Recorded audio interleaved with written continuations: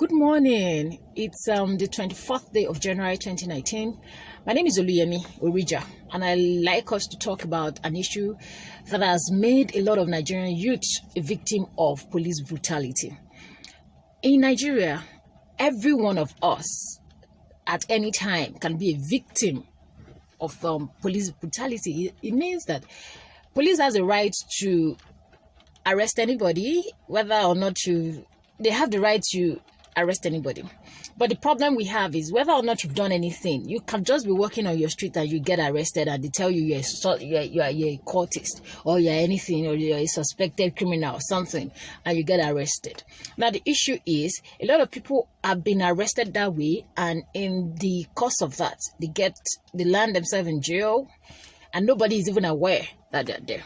We've had the cost to visit the prison and hear people's story, and people are in prison over months for very flimsy things, and their families are not even aware that they are there. So what I want us to talk about this morning is, what do I do when I get arrested? What do I do when the police apprehends me and I get into the station? What are the procedure? What is the likelihood? Because I realize that a lot of people really do not know. Okay, the first thing you should do, you can be on your street. It can be that you've committed a crime. Anything could have happened. But even as a criminal, even if you've done something wrong, you still have some rights. And this is it. When you get arrested, the first thing you do is call a family member. Don't call a lawyer. Because if you're not in good terms with your lawyer, he might not show up. If you've not paid that lawyer, he might not show up. The lawyer might be engaged in other activities that is actually even going to give him money, and he won't even remember you're there. So the very first thing is call a family member. And this also means that you should at all times know a number of your family member, maybe your spouse, your brother, your sister, your cousin, anybody. Just know at least one person's number offhand. You need to call someone because they might grab your phone. They might not let you have access to your phone. So you might not actually be able to access numbers. So that's why I'm saying that at least know somebody's number offhand. Your daughter, your son, your mother, your father, anybody. Just have somebody's number, a friend, anybody, know at least one number offhand. I always know my husband's number offhand. I know my mother's number offhand. At least I can, call somebody to come to my rescue. So if you call somebody, your relative, your friend, they can always contact a lawyer. And when you get to the police station, of course, you're going to write a statement. But the thing is this, the Constitution says that you should write that statement while a lawyer is with you.